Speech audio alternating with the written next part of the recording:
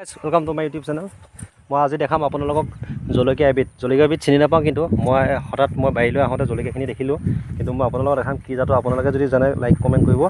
আৰু কেনেকৈ লাগিছে, কিমান ওখ, কেনেকৈ চাব, মইতো আপোনালোকক দেখাম। আপোনালোকে চাব জলকীয়াখিনি দেই।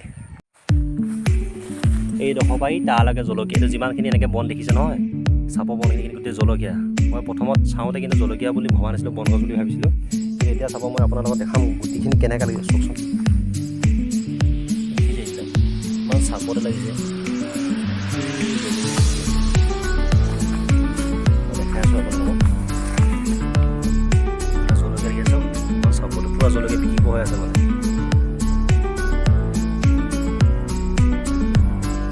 মই কবি দিব আহিছিলোঁ, কবি দিব আহোঁতে দেখিলোঁ খাবলৈ